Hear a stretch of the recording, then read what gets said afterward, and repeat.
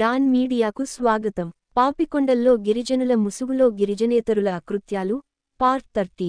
అల్లూరి సీతారామరాజు జిల్లా వరరామచంద్రపురం మండలం తుమ్మిలేరు పంచాయతీ కొల్లూరులో టూరిస్టులకు రాత్రి బస పేరుతో అమాయక గిరిజనులను అడ్డం పెట్టుకుని గతంలో కోట్లు రుచి మరిగిన తాడేపల్లిగూడెంలో నివసిస్తున్న గిరిజనేతరులు మరలా రిసార్ట్స్ నిర్మించడానికి అనుమతులు వచ్చాయంటూ కొల్లూరు గొందూరు గ్రామాలకు చెందిన అమాయక గిరిజనులకు మాయమాటలు చెప్పి అడవిని నరికి పందిరిలు బాంబూ హాట్స్ వేయిస్తుండగా అటవీ అధికారులు అక్కడకు వెళ్లి నిర్మాణాలను నిలుపుదల చేసి అటవీ చట్టాలకు వ్యతిరేకంగా చేయకూడదని గతంలోనే నోటీసులు ఇచ్చినా మరలా రిసార్ట్స్ ఎందుకు నిర్మిస్తున్నారని ప్రశ్నించి నోటీసులు ఇవ్వడంతో సదరు గిరిజనేతరులు అటవీ శాఖ అధికారులతో వాదులాటకు దిగారని తెలిసింది.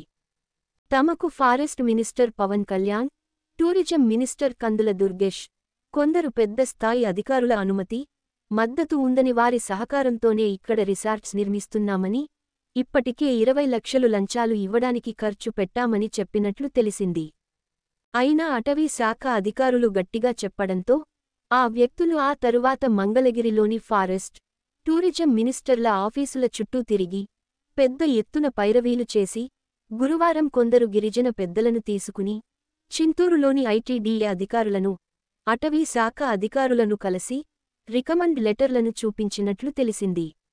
మరి అధికారులు నేషనల్ పార్క్ అటవీ చట్టాలను కఠినతరంగా అమలు చేస్తారో లేక రాజకీయ నేతల సిఫార్సుకు తల ఒగ్గి సైలెంట్ అయిపోతారో వేచి చూడాల్సిందే.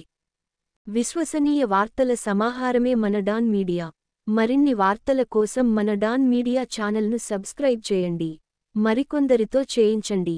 ధన్యవాదములు.